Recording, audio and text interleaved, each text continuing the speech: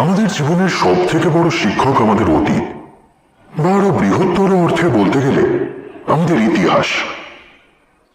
ইতিহাসের গল্প আমাদের বারবার ইঙ্গিত দেয় আমাদের কোন সিদ্ধান্ত কোন পরিণতির দিকে নিয়ে যেতে পারে। কিন্তু মানুষ ছাত্র হিসেবে একেবারেই সুবিধে নয়। সে বারবার ইতিহাসের নিয়মকে লঙ্ঘন করার চেষ্টা করে, তবে সবসময় যে জেনে বুঝে করে তা নয়। মাঝে মাঝে নিজের অজান্তেই মানুষ জড়িয়ে পড়ে ইতিহাসের অভিশাপে। আজ তেমনই এক অভিশাপের গল্প শুনবেন আপনারা।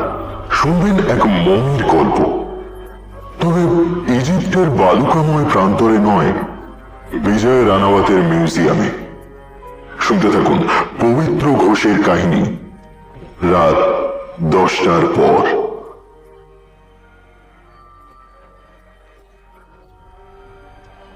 কিভাবে সবকিছু বলবো বুঝতে পারছি না। আজ প্রায় 2 সপ্তাহ হলো আমি আতঙ্কে বাড়ির বাইরে যাচ্ছি না। মাত্র কয়েকদিন আগে আমার জীবনে যেসব ঘটনা ঘটে গেছে তার ধাক্কা সামলাতে আমার গোটা জীবনকাল অতিবাহিত হয়ে যাবে। এই মুহূর্তে আমি কোন রকম ঘটনা বিবরণী লেখার মতো মানসিক স্থিরতা পাচ্ছি না। কিন্তু এও জানি যদি এখনই লিখে না রাখি তাহলে হয়তো পরেও আর পারবো না। যতটা পারছি গুছিয়ে বলছি। ছিলাম পুনেতে, স্নাতকোত্তর করছিলাম। কোন ইউনিভার্সিটি কি বৃত্তান্ত সেসব কথা অপ্রাসঙ্গিক। ছোট্ট একটা শহরতলিতে নিজের থাকার ব্যবস্থা করেছিলাম। কাছে টাকা পয়সা ছিল, ইউনিভার্সিটির কাছাকাছি কোথাও থাকার ব্যবস্থা হয়েও যেত। কিন্তু ট্রেনে একজন মানুষ অসুস্থ হয়ে পড়ায় তাকে আমি আর কিছু সহযাত্রী মিলে শুশ্রূষা করতে গিয়ে কিছু টাকা খরচ হয়ে যায়। তাই পুনেতে পা রাখার পর মাথা গোঁজার ঠাঁই খুঁজতে একটু বেগ পেতে হয়। অনেক খুঁজে একটা পুরনো ব্রিটিশ আমলের প্রাসাদ গোছের বাড়ির একেবারে নিচের তলায় একটা ঘরে অল্প ভাড়ায় মাথা গোঁজার ব্যবস্থা করি। বাড়িটা পুরনো হলেও যেটা বলে ভুতুড়ে আমার কাজ সেরকম ছিল না, বরং বেশ নিরিবিলি এবং শহরের উপদ্রব থেকে দূরে।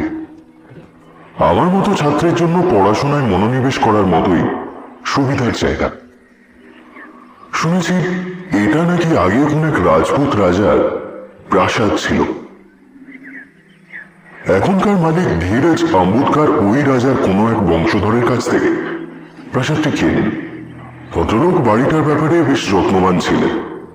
উনি নিজে ওপরের তলায় থাকতেন আর আমাকে নিচের তলার সামনের দিকের একটি ঘরে থাকতে দিয়েছিলেন। মানুষটি অতি ভদ্র এবং অমায়িক। শুধু তাই নয়, উনি বাড়ির সামনে একটা বাগানও করেছিলেন। সেখানে অদ্ভুত সব রং বেরঙের জংলি ফুলের গাছ বসিয়েছিলেন। এমন সব ফুল সচরাচর আমি দেখতে পাবো না। এক ধরনের ছোট ছোট নীল ফুলের ঝোপ ছিল, যেটা থেকে চমৎকার গন্ধ বেরো, অনেকটা জুঁই ফুলের মতো। শরীরের সমস্ত গ্লানি দূর হয়ে যেত সেই গন্ধে। সবকিছু দেখে শুনে ভেবেছিলাম বেশ ভালোভাবেই কেটে যাবে ইউনিভার্সিটির দিনগুলো। কিন্তু যাই হোক, আমাকে যে থাকার ঘরটি আম্বুদকার দিয়েছিলেন সেটি সাদা মাটার উপর বেশ মনোরম। ঘরের ভেতর খাট, বিছানা, চেয়ার, টেবিল ছিল এবং দেওয়াল লাগোয়া অজস্র তাক ছিল। তাই আমার বইপত্র এবং বাকি টুকটাক জিনিস রাখতে কোনো সমস্যা ছিল না। মূল রাস্তার একটি শাখা কিছুটা ঢালু হয়ে নেমে এসেছে আমার ঘরের দরজার সামনে। তবে আমার যেটা সব থেকে ভালো লাগতো সেটা ছিল বড় অর্ধগোলাকার একটা মোটা কাচের জানলা, প্রায় 3 মানুষ চওড়া এবং 6 ফুট লম্বা, প্রায় মেঝে পর্যন্ত জানলা। জানলাটার অবস্থান ছিল আমার দরজার পাশে। ভাঁজ ভাঁজ করা ভারী কাঠের পাল্লা ছিল, কিন্তু আমি সেগুলো খুলেই রাখতাম। পূর্ব দুয়ারি ঘরটায় যখন সকালের লাজুক রোদ ধীরে ধীরে এসে পড়ত তখন নিজেকে কোনো এক ফ্যান্টাসি দুনিয়ার চরিত্র মনে হতো।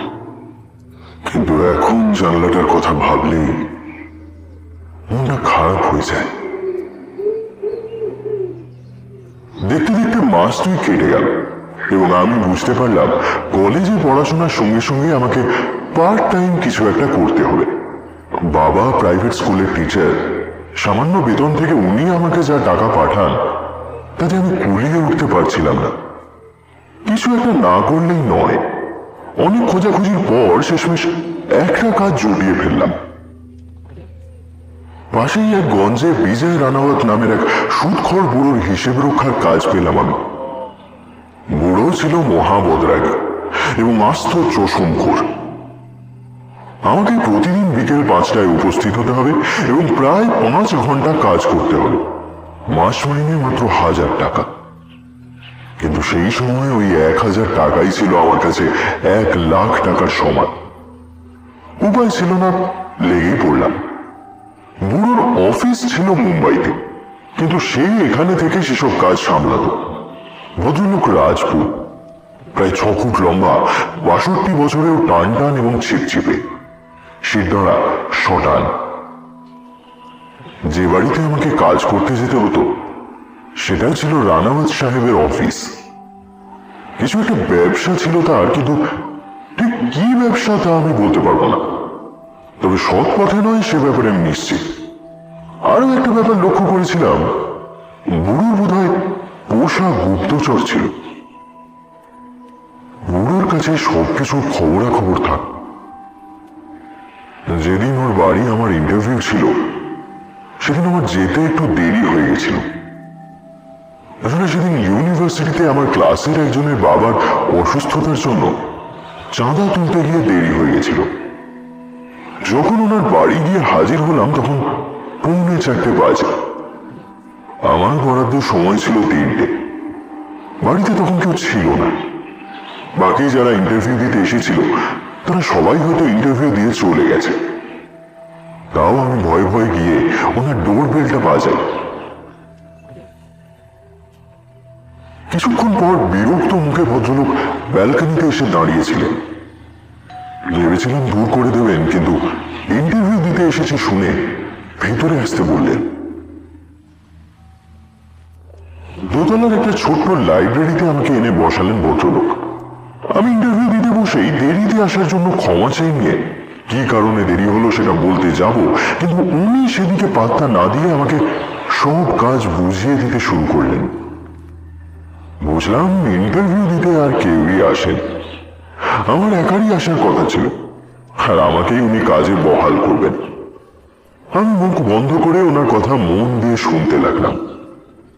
সবকিছু বুঝে নিয়ে পরদিন থেকেই আসছি জানিয়ে উঠে বলবো ঠিক তখন উনি বেশ একটু খ্যাঁক খ্যাঁক করে হেসে হিন্দিতে যা বললেন তার বাংলা মানে করলে দাঁড়ায়,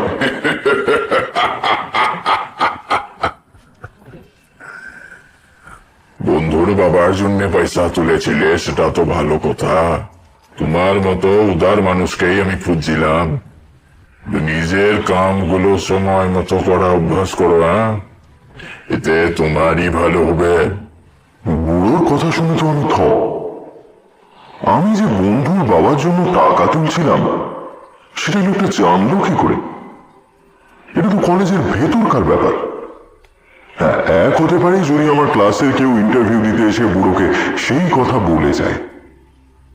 কিন্তু আমার স্পষ্ট মনে আছে আমাদের ক্লাসের 41 জনের প্রত্যেকেই সেদিন উপস্থিত ছিল।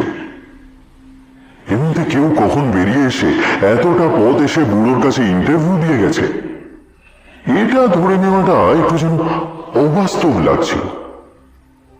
কিন্তু তাও সেটা ভেবেই নিজেকে স্টোক দিয়েছিলাম। তবে আমি ঘর থেকে বেরিয়ে যাওয়ার আগে রানাওয়াত বলল, अम्बुदाकर साहब को मेरी तरफ से हेलो बताना। এবার আমি নিশ্চিত হলাম লোকটা নির্ঘাত রহস্যজনক। আমি কোথায় থাকি না থাকি সেটা ওনাকে একবারও বলিনি। আমার সিভিতেও বলা ছিল না। সিভিতে ইউনিভার্সিটি হোস্টেলে আমার এক বন্ধুর ঠিকানা দেওয়া ছিল, কারণ আমি যেখানে থাকি সেখানে ডাকের গোলযোগ আছে, চিঠিপত্র সময় মতো আসে না। কিন্তু রানাওয়াত আমার আসল ঠিকানা জানলো কি করে? মনে একরাশ অস্বস্তি নিয়ে ফিরে এলাম। আম্বুদকার সাহেবকে জিজ্ঞেস করেছিলাম রানাওয়াতের কথা, কিন্তু উনি দেখলাম ওই নামের কাউকেই চেনেন না। বুঝলাম রানাওয়াত লোকটা সুবিধের নয়, কিন্তু কাজটাও ছাড়তে ইচ্ছা করলো না। ভাবলাম কদিন গিয়ে দেখি, যদি মনে হয় এখানে কাজ করা ঝুঁকির ব্যাপার হয়ে দাঁড়াচ্ছে তাহলে বরং ছেড়ে দেব। তবে রানাওয়াত একা নয়, আমি যেখানে কাজ করতে যেতাম অর্থাৎ রানাওয়াত সাহেবের বাড়িটাও বেশ রহস্যজনক ছিল। বাড়িটা আমার ভাড়া বাড়ির মতোই প্রকাণ্ড এক প্রাসাদ, কিন্তু বেজায় নতুন। ওটার মতো ইতিহাসবাহী নয়। সম্ভবত বুড়ো নিজে বানিয়েছিলেন। খুব বেশি হলে 5 বছরের পুরনো। প্রায় 12 কাঠা জায়গার উপর গাছপালা ঘেরা বাড়িটি দেখতে বেশ আকর্ষণীয়। তবে বাড়ির বাইরেটার চেয়ে ভেতরটা ছিল আরো বেশি আকর্ষণীয় এবং রহস্যময়। আমার জন্য সেটি অফিস হলেও সেটা আদপে ছিল একটা সংগ্রহশালা। রানাওয়াত নিজের অগাধ টাকা খরচ করত দেশ বিদেশের নানান রকম কিউরিও কেনায়। বড়লোক মানুষদের এসব সংগ্রহ করার বাদিক থাকে পড়েছিলাম, কিন্তু নিজের চোখেই প্রথম দেখলাম বুড়ো একেবারে ছোটখাটো একটা মিউজিয়াম বানিয়ে ফেলেছে। যেদিন কাজে যোগ দিলাম সেদিন সকালেই তিনি আমার হাতের ছাপার রক্তের নমুনা নিয়ে নিলেন। কি জানি যদি কোনোদিন ওনাকে খুন করে ওনার বহুমূল্য জিনিসপত্র নিয়ে পালাই। বাতি বুড়ো। সংগ্রহশালায় বেশ কিছু জিনিস ছিল যা আমার আপনার চক্ষু ছানা বড়া করে দেবে। কিছু অস্ত্রশস্ত্র, যুদ্ধের পোশাক, বাদ্যযন্ত্র, বাসনপত্র, পেন্ডুলাম, এক অতি প্রাচীন দেওয়াল ঘড়ি এবং আরো অনেক কিছু। তবে সব থেকে বেশি চিত্তাকর্ষক যা ছিল সেটা ছিল একটা মমি। সংগ্রহশালার ঠিক মধ্যেখানে লম্বা পায়ার বেঞ্চের উপর কাঠের বাক্সে রাখা থাকতো মমিখান। মমিটা দেখতে কেমন ছিল যদি ব্যাখ্যা করতে বলেন তো প্রথমে বলি, মমিটিকে প্রথমবার দেখার পরই কেমন একটা পচা গন্ধ নাকে আসে। না, মমিটা আদ্যপান্ত কাচের বাক্সে ঢাকা ছিল। রানাওয়াত বুড়ো বলল সে নাকি নিজে হাতে প্রতিদিন সকালে এই ঘরে সাফাই করে। তাই আশেপাশে কিছু মরে পচে গন্ধ ছাড়ছে সেটাও হয় না। এমনি চারদিকটা ঝকঝক তকতক করছে, কিন্তু মমিটার কাছে যেতেই কেমন যেন একটা গন্ধে গা গুলিয়ে ওঠে। ব্যাপারটা নিজের মনের ভুল মনে করে বেশি পাত্তা দিলাম না। মমিটা দেখতে ছিল আর 5টা সাধারণ মমির মতন। শরীরে জায়গায় জায়গায় কাপড় জড়ানো, কিন্তু হাতের পাঞ্জা, পায়ের আঙুল আর মাথাটা ছিল উন্মুক্ত। অবাক হয়েছিলাম, মমির শরীরের কোনো অংশে কোন রকম ক্ষয় ধরেনি। হাড়ের ওপর বাদামি মাংসের স্তর জমাট বেঁধে আছে। হাতের নখগুলো লম্বা আর ছুচালো, পায়ের নখগুলো তাই। তোবড়ানো গাল আর চোখের জায়গায় কালো কালো দুটো গর্ত। তবে সব থেকে বেশি আশ্চর্যজনক ব্যাপার, মমিটি প্রায় 7 ফুটের কাছাকাছি লম্বা। যদিও শোয়া অবস্থায় সাধারণত মানুষের দেহ একটু বেশি লম্বা দেখায়, কিন্তু তাও প্রাচীন মিশরীয়রা এতটা লম্বা ছিল বলে তো জানি না। একবার মনে হলো এটা আদৌ সত্যিকারের মমি তো, নাকি কেউ বুড়োকে ভুজুং ভাজুং দিয়ে একটা জালি পুতুল গোছিয়ে চলে গেছে। বুড়োর কিন্তু নিজের মমি নিয়ে খুব অহংকার। গর্ব ভরা গলায় সে আমাকে জিজ্ঞেস করেছিল, दिखे मने হয় না जब ये जिंदा था তখন বহুত শক্তিশালী কেউ একজন ছিল এই মমিটি। আমার যে এই মমি নিয়ে মনে সন্দেহ জেগেছে সেটা আর বুড়োকে বললাম না। বদরাগী খিটখিটে বুড়ো কি লাভ খোঁচা দিয়ে। এই মমি আসল হোক বা নকল তাতে আমার বিশেষ লাভ নেই। আমার কাজ করে টাকা হাতে পাওয়া নিয়ে দরকার। তাই আমি আর কিছু না বলে শুধু হাসলাম। কোত্থেকে কি উপায়ে যে বুড়ো ওই মমি জুটিয়ে এনেছিল তা বলতে পারি না। তবে মমিটা নিয়ে বুড়ো দারুণ এক গল্প শুনিয়েছিল। প্রাচীন মিশরে ট্রন বলে কোনো এক যোদ্ধার সংরক্ষিত দেহাবশেষ থেকে তৈরি হয়েছিল এই মমি। মিশরীয় রাজার দেহরক্ষী ছিল এই ট্রন। কোন রাজা বুড়ো সেটা বলতে পারেন, তবে তিনি নাকি ট্রনকে ছোটবেলায় নিশ্চিত মৃত্যুর হাত থেকে বাঁচিয়েছিলেন। আর সেই থেকেই ট্রন রাজার প্রতি অতিমাত্রায় কৃতজ্ঞ হয়ে পড়ে। রাজাকে রক্ষা করার সঙ্গে সঙ্গে রাজার শত্রুদের নিকেশ করাটাও ছিল ট্রনের কাজ। প্রভুভক্ত ট্রন তার মনিবকে এতটাই ভালোবাসত যে রাজার আশেপাশে তার অপছন্দের মানুষদের ঘেঁষতে পর্যন্ত দিত না। এমনকি রাজা মনে মনে যাদের অপছন্দ করত, কিভাবে সেটা বুঝে গিয়ে ট্রন তাদেরও হত্যা করে ফেলত। শেষ দিকে নাকি ট্রনের এই প্রভুভক্তি তাকে উন্মাদ করে দেয় এবং কোনো এক অজ্ঞাত কারণে রাজাকেই খুন করে বসে।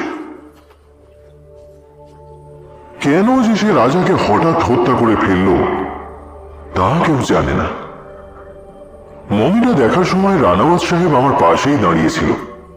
কেন জানি না মনে হয়েছিল রানাওয়াত ঘরের বাইরে গেলেই এই মমি জ্যান্ত হয়ে উঠে দাঁড়াবে। এদিকে কটু গন্ধটাও নাকে লেগেই রয়েছে। আর একটা ব্যাপার দেখে খুবই অবাক হতাম, এত বড় একটা সংগ্রহশালা, আশেপাশে তেমন লোকজনের বসবাস নেই। এমন অবস্থায় সংগ্রহশালাটি পাহারা দেওয়ার জন্য কাউকে তো রাখা দরকার। আরে এত বড় বাড়ি আর তার ভেতর যা মূল্যবান জিনিসপত্র রয়েছে তাতে অন্তত 8-10 জনের একটা বাহিনী দরকার পাহারা দেওয়ার জন্য। ঘটা করে আমার হাতের ছাপ, রক্তের নমুনা নিয়ে রেখেছে বটে, কিন্তু সত্যিকারের চোর ডাকাতের জন্য তো ব্যবস্থা নেই। আমি ছাড়া আর কোনো ফুল টাইম কর্মচারী ছিল না এই বাড়িতে। আমি একদিন কথাটা তুলেছিলাম, বুড়ো মমির দিকে তাকিয়ে বলেছিল, ও হ্যাঁ না, ওদ মিশরের রাজার বডিগার্ড রয়েছে পাহারা দিবার জন্য। বুড়োর এই কথাটায় কি এক অদ্ভুত সুর ছিল। তারপর থেকে মমিটাকে দেখলে কেমন যেন গা ছমছম করত। আমার কাজ ছিল সংগ্রহশালার এক কোণে প্লাইউডে ঘেরা একটা খুদে ঘরে বসে কম্পিউটারে MS এক্সেল খুলে হিসেবপত্র করা। বুড়োর একটা মোটা ফাইলে গত কয়েক মাসে বিভিন্ন কোম্পানির সঙ্গে লেনদেনের কাগজপত্র গাঁজ করে রাখা ছিল। সেগুলোকে কম্পিউটারে তুলে ওনাকে ইমেল করে দেওয়া, এই ছিল আমার কাজ। বাড়ির 1 তলার ঘর খালি পড়েছিল। 3 তলা আর 4 তলারও একই অবস্থা। 2 তলায় ছিল সংগ্রহশালা, সংগ্রহশালার পাশেই লাইব্রেরি, মানে যেখানে আমার ইন্টারভিউ হয়েছিল আর কি। সংগ্রহশালার মূল কক্ষটি ছিল প্রায় 15 ফুট বাই 20 ফুট। আমার ধারণা বাড়ির প্রত্যেকটা ঘরই ওই মাপে। পুরো বাড়িটাকে মিউজিয়াম বানানোর সংকল্প নিয়ে তৈরি করা। সংগ্রহশালার মূল কক্ষের চারিদিকে নানাবিধ জিনিস রাখা থাকত। এরই এক কোণে ছিল আমার কাজের জায়গা, আর অন্য কোণে ছিল রানাওয়াত সাহেবের কাজের টেবিল। সেটি অবশ্য ঘেরাঘুরি ছিল না। ঘরের মধ্যে এখানে মমি প্রায় 15 ফুট উঁচু ছাদের দিকে হাঁ করে গর্তওয়ালা চোখে তাকিয়ে থাকত। কাজে যেদিন প্রথম যোগ দিই, সেদিনই রানাওয়াত সাহেব আমাকে 2টো জিনিস বলেছিলেন। এক, এই মিউজিয়ামের কথা বাইরে কাউকে বলা যাবে না। আর 2, রাত 10টা বাজার আগেই মিউজিয়াম ছেড়ে বেরিয়ে যেতে হবে। সেদিন বুঝিনি, কিন্তু পরে যখন মমিটা দেখলাম কেমন একটা ভয় হতে লাগলো। রাত 10টা কেন? রাত 9টায় বেরিয়ে গেলে সুবিধা হয়। এই লোক বিরল গ্রামে সংগ্রহশালা, তাতে কোনো প্রহরী নেই। তার উপরে মিউজিয়ামের কথা বাইরে বলা যাবে না, এবং রাত 10টার মধ্যে বেরিয়ে যাওয়া, কেমন ভয়ানক রহস্যজনক একটা আবহাওয়া।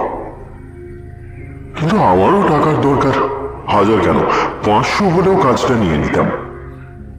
কিন্তু মনের মধ্যে একটা ভয় সবসময় থাকতো। কলেজ শেষে বিকেলে যখন এসে কাজ শুরু করতাম, তখন মালিক বুড়ো থাকতো।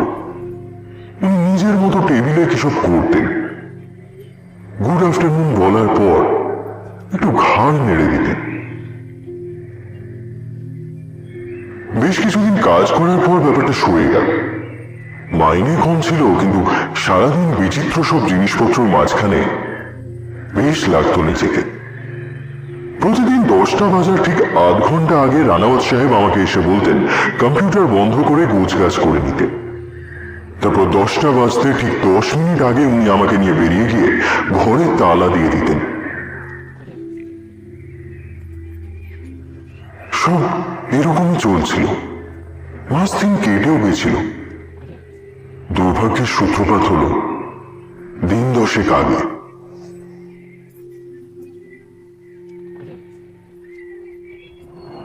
সেদিন ছিল সোমবার, মাসের প্রথম সোমবার, মানে আমার মাইনের দিন। আমার একটা বই কেনার দরকার। ভাবছি আজ মাইনে পেলে কালই ইউনিভার্সিটির কাছের দোকানটা থেকে নিয়ে নেব। বইটার খুব চাহিদা, প্রচুর প্রশ্ন কমন আসে এই বই থেকে। এতদিন দোকানে পাওয়া যাচ্ছিল না, কদিন আগেই কয়েকখানা এসেছিল আর প্রায় সঙ্গে সঙ্গেই বিক্রি হয়ে গেছে। আর বোধহয় 1 কপি পড়ে আছে। বইটা একবার হাতছাড়া হয়ে গেলে আবার কবে পাওয়া যাবে তার ঠিক নেই। সকালে দোকানদারকে বলেও রাখলাম বইটা আমার জন্য সরিয়ে রাখতে, আমি কাল সকালে এসেই নিয়ে যাব। কিন্তু আমার সমস্ত পরিকল্পনায় জল ঢেলে দিল বুড়ো রানাওয়াত। সেদিন রাত 9টা নাগাদ আমাকে উনি ডাক দিলেন। হ্যাঁ স্যার, বলুন। আমি ওনার টেবিলের সামনে গিয়ে বসলাম। এরপরের কথাবার্তা হিন্দিতেই হলো, আমি বাংলা করে বলছি। আমি একটু ব্যবসার কাজে মুম্বাই যাচ্ছি। আমি তোমার টেবিলের উপর আগের মাসের সব খরচাপত্রের ফাইল রেখে যাচ্ছি, তুমি সেগুলো দেখে কাজ করো। আমি আমতা আমতা করে বলতে লাগলাম, আচ্ছা সে ঠিক আছে স্যার, কিন্তু আমার মাইনেটা। ভেবেছিলাম হয়তো উনি আমার টাকাটা রেখে গেছেন, কিন্তু উনি আমার কথা শুনে চটে গেলেন এবং হিন্দিতে যা বললেন তার মানে করলে দাঁড়ায়, আর স্যালারি দেবো না তোমাকে কখন বলেছি? মুঝে লौटने दो, तुम ফিরে এসে সব দেবো। কাম করো কাম। এ বসে এত পয়সা পয়সা করো কেন? হ্যাঁ, আরে স্যার আমার একটা বই। বই নাই তো আর কুছ? সিনেমা দেখবে তো? তোমার মতো এই ছোকরাদের বহুত চিনি আমি। হ্যাঁ, যাও যাও, নিকলো यहाँ से। আমি আর কি বলি, ইচ্ছা করছিল বুড়োকে মেরে হাত পা ভেঙে বাড়িরই কোনো একটা ঘরে ফেলে রাখি। কথাটা মনে হওয়ার সঙ্গে সঙ্গে মাথাটা যেন একটু ঘুরে গেল, আর সেই সঙ্গে কয়েক সেকেন্ডের জন্য আমার চোখের সামনে সব অন্ধকার হয়ে গেল। না, ঘরের আলোগুলো আপ ডাউন করে উঠল। রানাওয়াত নিজের টেবিলে বসে বসে বিরক্ত স্বরে হিন্দিতে বিদ্যুৎ বিভাগকে বাবান্ত করল। বুঝলাম আমার দ্বিতীয় আশঙ্কাটাই ঠিক। মাথাটা হয়তো একটু ঘুরেছে, কিন্তু চোখে অন্ধকার দেখিনি। আমি কম্পিউটার বন্ধ করে বেরিয়ে যাচ্ছি, বোধকত বুড়ো খ্যাঁক খ্যাঁক করে বলল, আমি থাকবো না বলিয়ে এটা ভেবো না যে তুমি আমার কালেকশন থেকে কিছু জিনিস চুরি করে পালাবে। হ্যাঁ, টোন কিন্তু তোমার ঘরে ধরেই তোমার থেকে চোরাই মাল আদায় করে নেব। রাগে মাথার ব্রহ্মতালু গরম হয়ে গেছিল। ভেবেছিলাম পরদিন থেকে আর কাজেই যাব না, চুলোয় যাক রানাওয়াত। কিন্তু সকালে ইউনিভার্সিটিতে ঢোকার আগে বইয়ের দোকানের লোকটা আমাকে ডেকে বলল বইটা নেব কিনা। আমি আমতা আমতা করছি দেখে আমার সঙ্গে আমার এক বন্ধু, যার ঠিকানা সিভিতে আমি দিয়ে রেখেছি, সে দাম দিয়ে দিল আর বলল, আরে বাড়ি থেকে টাকা পাঠালে দিয়ে দিস, আর হ্যাঁ বইটা হাতছাড়া করিস না। সারাদিন ক্লাস করতে করতে ভাবলাম বেকার মাথা গরম করছি, কাজটা করছি বলে বেশ ভালোভাবে চালাতে তো পারছি, সেটা ছেড়ে দিলে আবার নতুন কাজ খুঁজতে হবে, সে অনেক হাঙ্গামা। তাছাড়া বন্ধুকে বইয়ের টাকাটাও দিতে হবে, কতদিন আর বাকি রাখবে। না, কাজ ছেড়ে লাভ নেই। রানাওয়াত আশা করি কয়েকদিনের মধ্যেই ফিরে এসে টাকাটা দিয়ে দেবে, এতটা বেইমানি সে করবে না। সেদিন একটু আগে আগে গিয়ে হাজির হয়েছিলাম রানাওয়াতের বাড়ি। সারা বাড়ি যেন খাঁ খাঁ করছে। অন্যদিন সাহেব থাকে তাই অতটা বুঝতে পারি না, কিন্তু আজ লোহার ফটক দিয়ে ঢোকার পরই যেন বাড়িটা আমাকে গিলতে আসছিল। অন্যদিন অতটা ভয় লাগে না, কিন্তু আজ বাগানের ভেতর থেকেই মনে হতে লাগলো বাড়ির ভেতর কেউ আছে। বুড়ো আমাকে বেশ বিপদে ফেলে রেখে দিয়ে চলে গেল। দিনের আলো দিয়ে কেমন যেন ভয়ের রং দেখতে শুরু করে দিলাম। কেমন যেন অশুভ কিছু একটা ঘটবে মনে হতে লাগলো। মূল দরজা আর সংগ্রহশালার অতিরিক্ত চাবি আমাকে আগে থেকে দিয়ে রেখেছিলেন রানাওয়াত। মূল দরজা খুলে সিঁড়ি দিয়ে উঠে গেলাম। ফাঁকা সিঁড়ি দিয়ে শব্দ করে উঠে দোতলায় এসে পড়লাম। তালা খুলে সংগ্রহশালায় ঢুকে গেলাম, আর ঢুকেই চোখ গেল মমির দিকে। প্রতিদিন যেমন থাকে ঠিক তেমন ভাবে শুয়েছিল মমি, কিন্তু আমি বেশিক্ষণ দাঁড়াতে পারলাম না। বড় ঘড়িটার পেন্ডুলামের খস খস আওয়াজ ছাড়া সেদিকে আর কোনো শব্দ নেই। ভয়ে ভয়ে নিজের খুদে ঘরে ঢুকে গিয়ে আমি দরজা বন্ধ করে কাজ করতে শুরু করে দিলাম।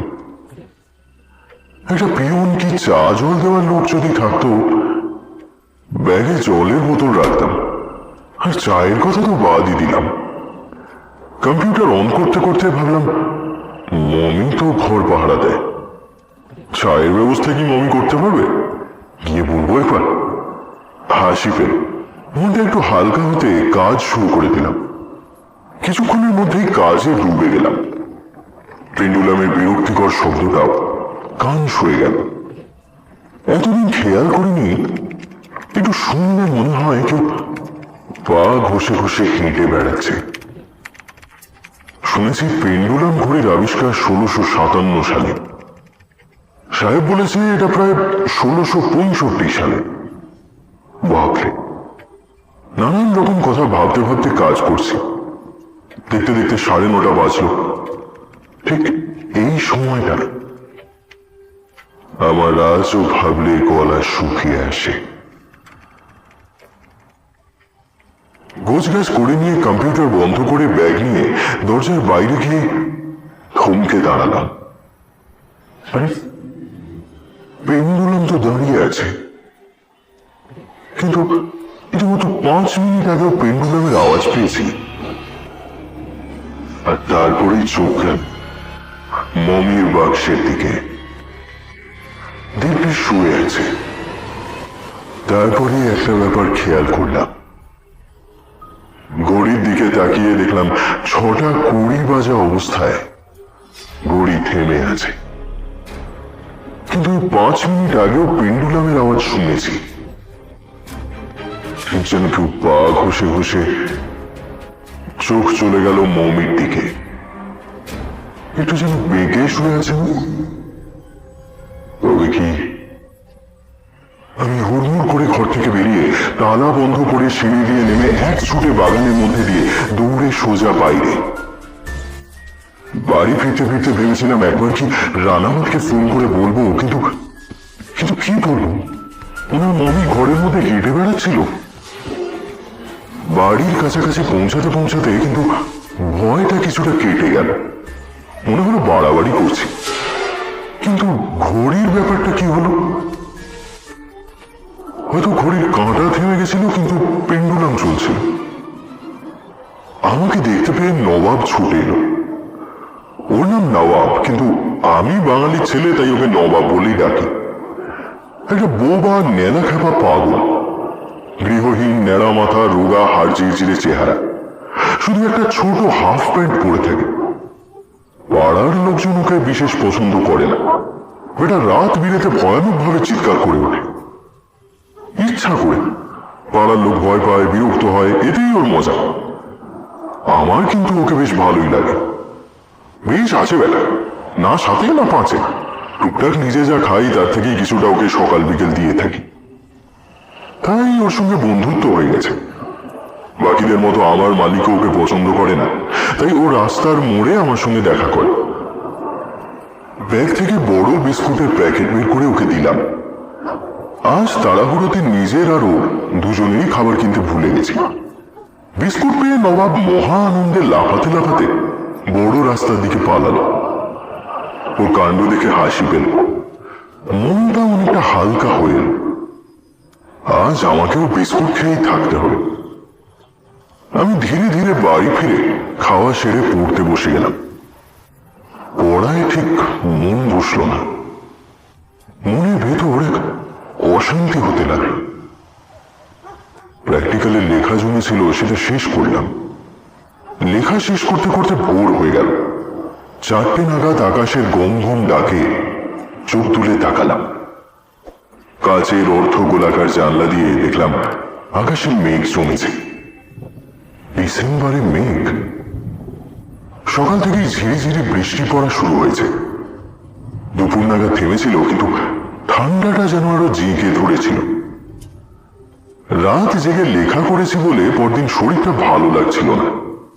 ঠিক করলাম আজ কাজে গিয়ে তাড়াতাড়ি বেরিয়ে আসবো। বুড়ো তো নেই, যে কদিন বুড়ো না থাকছে আমি এই পন্থাই অবলম্বন করব। বিকেল বিকেল পৌঁছে কাজে বসে গেলাম। ঘড়ি বন্ধ হয়ে পড়ে আছে, আর কোনো শব্দও পাইনি। একবার ভাবলাম বুড়োকে মেল করে জানিয়ে দিই যে ঘড়ি খারাপ হয়ে গেছে। পরে মনে হলো সেটা আমার কাজ নয়। নিজের যেটা কাজ সেটা নিয়ে বসে পড়লাম। কিন্তু তাড়াতাড়ি বেরোনো হলো না আমার। আগের রাতে জেগে থাকার জন্য আমার চোখের পাতা ভারী হয়ে আসছিল। তারপর কখন চোখ লেগে গেছে খেয়াল নেই। ঘুমের মধ্যেই শুনতে পেলাম আমার নাম ধরে কেউ যেন ডাকছে। দূর থেকে, অনেক অনেক নিচ থেকে। যেন কেউ একটা কোর নিচে পড়ে গেছে। সেই অতল গহ্বর থেকে কেউ যেন ক্ষীণ অথচ ধরা স্বরে ডাকছে, যেন বলছে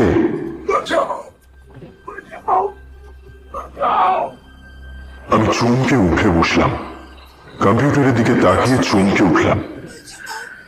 রাত 10:10। এতক্ষণ ধরে ঘুমিয়েছি নাকি? না, এক্ষুনি উঠতে হবে।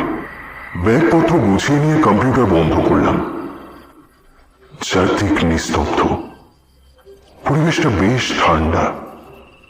এমন সময় হঠাৎ আবার শুনতে পেলাম সেই ক্ষীণ স্বর। শব্দটা কোথা থেকে আসছে বোঝার জন্য উঠে গিয়ে ছুটে হাজির হলাম সংগ্রহশালায়। কিছুক্ষণ দাঁড়িয়ে চারিদিকে তাকিয়ে বোঝার চেষ্টা করলাম শব্দটা আসছে কোথা থেকে। কিছুক্ষণ থম মেরে দাঁড়িয়ে থেকে হঠাৎই আর একবার ডাকটা শুনতে পেলাম। আর সেই মুহূর্তে আমার রক্ত ঠান্ডা হয়ে গেল। বাক্সের ভেতরে মমি নেই, কিন্তু সেটুকু হলেও হতো। তার সঙ্গে যা দেখলাম সেটা আমার হৃদগতি তীব্রতর করে দিল। নিস্তব্ধ একা ঘরে আমি কাচের বাক্সের সামনে দাঁড়িয়ে। মমি নেই, কিন্তু কাচের ওপর স্পষ্ট একটি প্রতিচ্ছবি দেখতে পাচ্ছি। কেউ যেন ছাদের সিলিং এ পিঠ দিয়ে হাত পা ছড়িয়ে সেটে রয়েছে, আর তার চোখের গর্তের ভেতর থেকে নীলচে আগুনের মতো ধিকি ধিকি চলছে।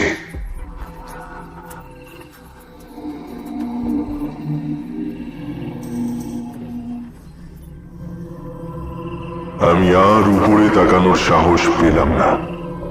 আগের দিনের থেকেও অধিক জোরে দৌড়ে বাইরে বেরিয়ে গেলাম। সেদিন তালাও দিলাম না। ছুটে বেরিয়ে গিয়ে বাগান ফটক টপকে সোজা রাস্তায়।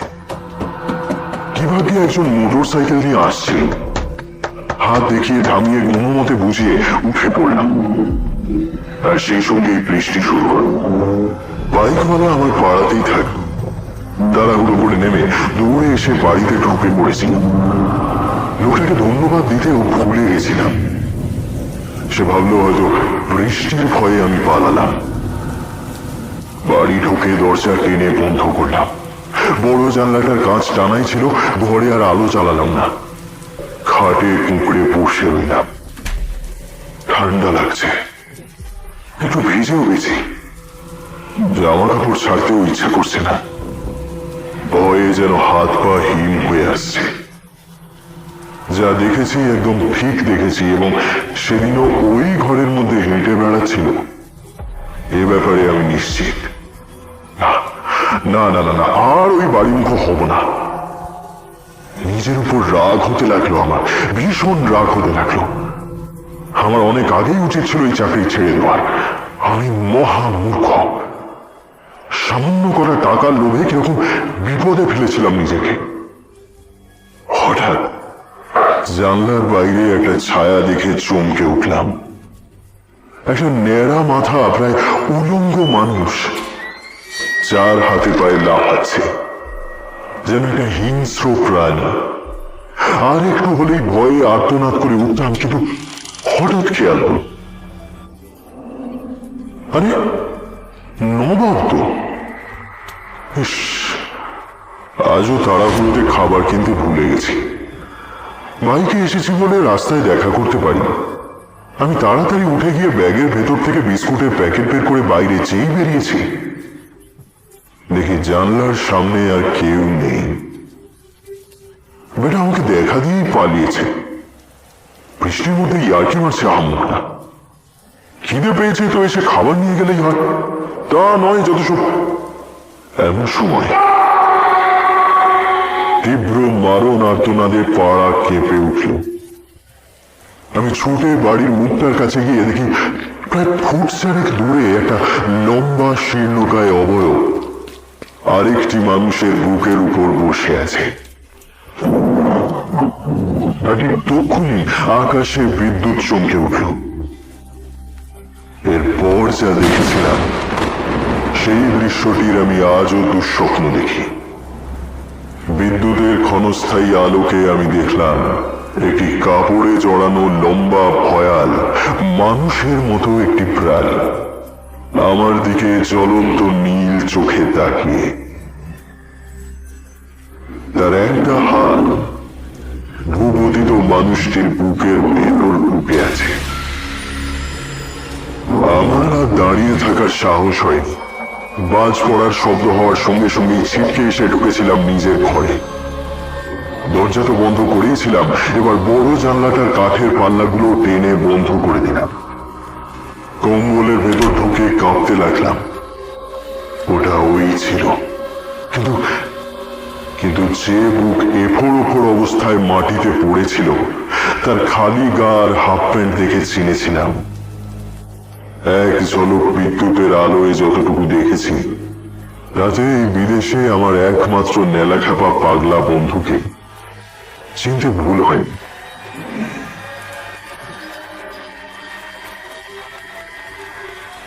কখন ঘুমিয়ে পড়েছিলাম ঠিক নেই।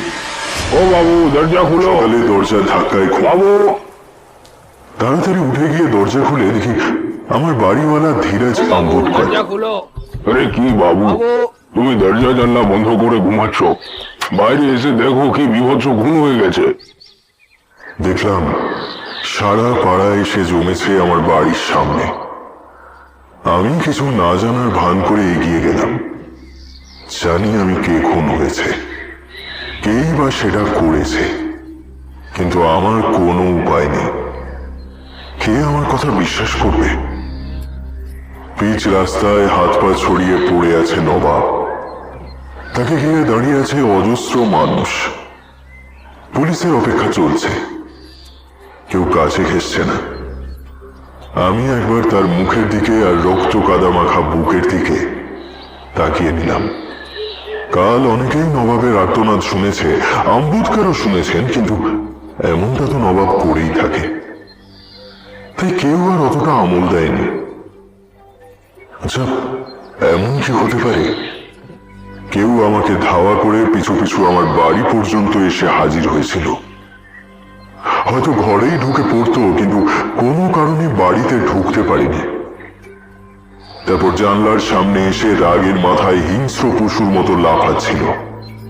এই সময় রাস্তায় নবাবের আগমন ঘটে, আর সমস্ত রাগ গিয়ে পড়ে বেচারা নবাবের উপর। না, সেদিনই ফেরার ব্যবস্থা করেছিলাম, আর এখানে নয়। আম্বুদকরকে বললাম মায়ের খুব শরীর খারাপ, তাই ফিরতে হবে। বকেয়া টাকা দিতে পারবো না বলায় ভদ্রলোক উল্টে আমার হাতে কিছু টাকা গুঁজে দিয়ে বললেন যত তাড়াতাড়ি পারি আমি যেন বাড়ি ফিরি। আমার কেমন যেন খটকা লাগলো, যেন মনে হলো আসলে কি ঘটেছে উনি সব জানেন, কিন্তু আমার তখন অত কিছু ভাবার সময় নেই। বলা বাহুল্য রানাওয়াতের সঙ্গে আর কোনো যোগাযোগ করার চেষ্টা করিনি। চুলোয় যাক বিজয় রানাওয়াত, চুলোয় যাক সংগ্রহশালা, দরকার নেই আমার চাকরির। রিজার্ভেশন পাইনি, ট্রেনের মেঝেতে কাগজ পেতে বসেই চলে এসেছিলাম, কিন্তু মনের ভেতর অনেক প্রশ্ন ছিল, কোনো উত্তর পাইনি, খোঁজার চেষ্টাও করিনি। কিন্তু গতকাল রাতে হঠাৎই আম্বেদকর সাহেবের একটা ফোন এসেছিল। আমি কেমন আছি না আছি জেনে নেওয়ার পর কিছু কথা বললেন আমাকে। তুমি চলে যাওয়ার 4 দিন পর বিজয় রানাওয়াত নামের এক ভদ্রলোকের মৃতদেহ তাঁরই বাড়ির বেসমেন্ট থেকে পাওয়া গিয়েছে। কেউ ওনার হাত পা ভেঙে ওনাকে ফেলে রেখেছিল। বোধ হয় 2 দিন ওই অবস্থায় পড়ে থাকার পর 3য় দিন ওনার মৃত্যু হয়। অন্তত পুলিশ তাই অনুমান করছে। তুমি তো ওনার বাড়িতেই কাজ করতে, তাই না? আমার কাছে তো ওনার কথাই জিজ্ঞেস করেছিলে। আমি প্রচন্ড ভয় পেয়ে গিয়ে আমতা আমতা করে বললাম, দেখুন স্যার, আমি আরে আরে ভয় পেও না, ভয় পেও না। আমি জানি তুমি কিছু করোনি। পুলিশ আমার কাছে এসেছিল তোমার খোঁজ করতে, কিন্তু আমি ওনাদেরকে বুঝিয়ে দিয়েছি আমি জানি তুমি কোনো দোষ করোনি, তাই ওসব নিয়ে তোমার চিন্তা নেই। কিন্তু তুমি আমাকে সব কিছু খুলে বলো। তুমি নিশ্চয়ই রানাওয়াতের বাড়িতে কিছু দেখেছিলে, তাই না? এরপর আমি যথাযথভাবে সব কিছু খুলে বললাম, একেবারে ইন্টারভিউয়ের দিন থেকে শেষ দিন, মানে নবাবের মৃত্যু পর্যন্ত। সব শুনে আম্বেদকর একটা দীর্ঘশ্বাস ফেলে বললেন, সেদিন রাতে, মানে যে রাতে নবাবকে তুমি মরতে দেখলে, সেই রাতে নবাবের চিৎকার শুনে আমি ভেবেছিলাম হয়তো পাগলের পাগলামি। কিন্তু পরের দিন ঘুম থেকে ওঠার পর কিরকম খেয়াল করলাম আমার বাড়ির চারিদিকে একটা বিশ্রী পচা চামড়ার গন্ধ। তখনই আমার সন্দেহ হয় যে আগের রাতে আমার বাড়িতে অশুভ কিছুর আগমন ঘটেছিল। তুমি তো জানোই আমি তিব্বতে গেছিলাম, কিছু জ্ঞান আমারও আছে। খোঁজ নিয়ে জানতে পারলাম এই রানাওয়াত বিশেষ সুবিধার মানুষ ছিলেন না। উনি নিজের বাড়িতে যে মমিটি রেখেছিলেন সেটাকে কোনোভাবে জাগিয়ে তুলেছিলেন। আমি তিব্বতে থাকার সময় জেনেছিলাম কিছু মিশরীয় নেক্রোম্যান্সার বিশেষ এক পদ্ধতিতে মমিদের জাগিয়ে তুলতে পারত, তবে সেটা দিনের কোনো একটা বিশেষ সময়, বেশ কয়েক ঘন্টার জন্য। রানাওয়াতের মমি যেমনি রাত 10টার পর জেগে উঠত। সম্ভবত সংগ্রহশালা পাহারা দেওয়ার জন্যই তাকে জাগিয়ে তুলেছিল রানাওয়াত। রাত 10টা থেকে ভোর পর্যন্ত ট্রন পাহারা দিত রানাওয়াতের বাড়ি। এই যে মমিকে জাগানোর পদ্ধতি, এর জন্য দরকার পড়ে একজন পুণ্যবান মানুষের রক্ত। মনে করে দেখো, চাকরিতে যোগ দেওয়ার কদিন আগে উনি তোমার হাতের ছাপ আর কিছুটা রক্ত নিয়েছিলেন। আসলে উনি ওই রক্ত দিয়েই ট্রনকে জাগিয়েছিলেন। তুমি ছিলে উদার, পরোপকারী, সহজ সরল মনের এক তরুণ। সেই কথা রানাওয়াত আগে থেকেই জানত। হয়তো তোমার ব্যাপারে সব খোঁজ খবর নিয়ে জেনেছিল, তাই তোমার রক্ত দিয়েই খুব ভালোভাবে কাজ মিটে যায় তার। কিন্তু ওই মমিটাই তোমার পিছন পিছন আমার বাড়ি পর্যন্ত এসে হাজির হয়েছিল।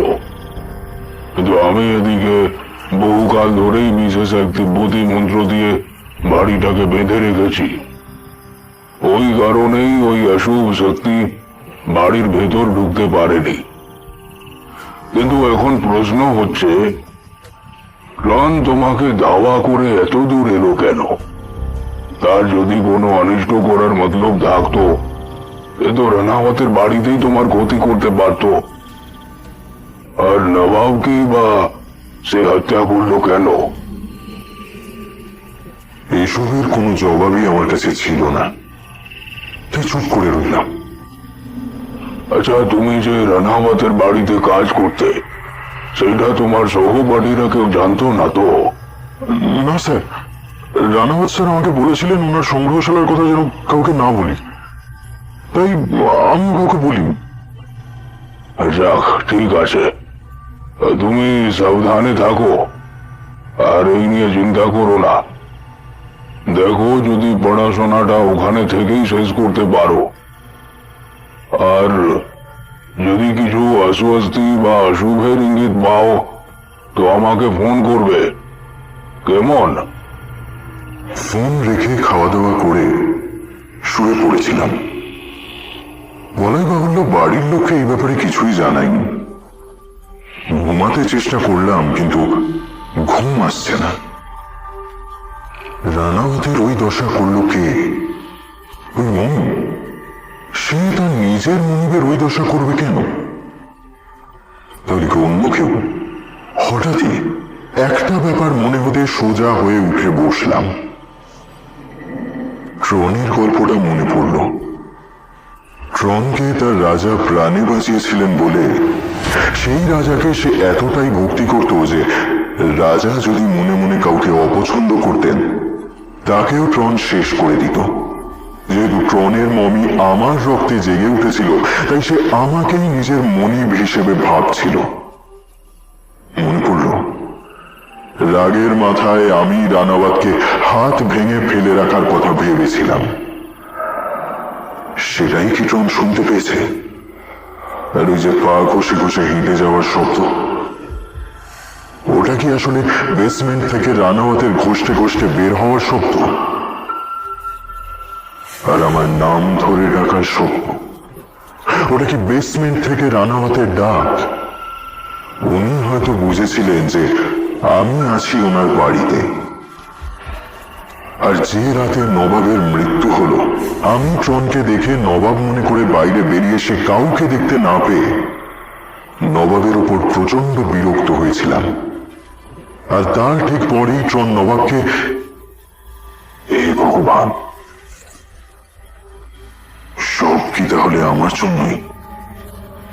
আর সেই রাতে বাড়ি ফেরার পর আমি নিজের উপরেও প্রচন্ড বিরক্ত হয়েছিলাম।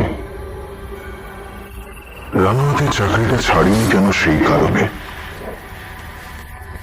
তাহলে কি আমি নিজেই নিজের উপর রেগেছিলাম বলে ট্রন আমাকেও হত্যা করতে এসেছিল? সেই রাজা হয়তো তিনিও কোনো কারণে নিজের উপর বিরক্ত ছিলেন, আর তাই বিকারগ্রস্ত ট্রন তার মনিবকেই মনিবের শত্রু মনে করে খুন করে। আম্বুদকার সাহেবকে ফোন করে সব বলবো কিনা ভাবছি, এমন সময় একটা কথা মনে পড়তেই হাত পা ঠান্ডা হয়ে গেল। বিকেলের দিকে আমার সেই হোস্টেলের বন্ধু ফোন করেছিল। আমি বলেছিলাম যে তার টাকা পরে পাঠিয়ে দেব, কিন্তু সে সেই কথায় কর্ণপাত না করে আমাকে এটা সেটা বলে রাগাতে লাগলো। আর সে একা নয়, বন্ধুদের অনেকেই ফোনে ছিল। সবাই মিলে আমাকে টিটকিরি করছিল আমি নাকি ভীতু। পাড়ায় কে এক পাগল মেরেছে বলে আমি নাকি ভয়ে পালিয়ে গেছি। রাগের মাথায় আমি ফোন কেটে দিই। প্রচন্ড রেগে গিয়েছিলাম ওদের উপর। ইচ্ছা হচ্ছিল শক্ত কিছু দিয়ে মাথায় বাড়ি মারি ওদের। আর এখন ঘড়ির দিকে তাকালাম, 10টা বেজে গেছে অনেকক্ষণ। ভয়ে আমার হাত কাঁপছে। সঙ্গে সঙ্গে ফোন করলাম বন্ধুকে। ফোন বেজেই চলেছে, কেউ তুলছে না।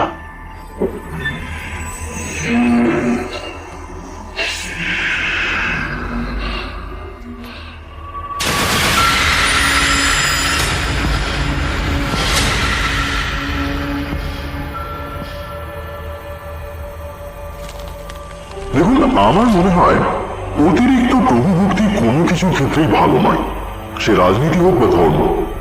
কারণ অতিভক্তি সবসময় শুধু চোরের নয়, অনেক সময় খুনের লক্ষণও হয়, এবং সে খুনের ভিকটিম বহু ক্ষেত্রেই প্রভুও হতে পারে।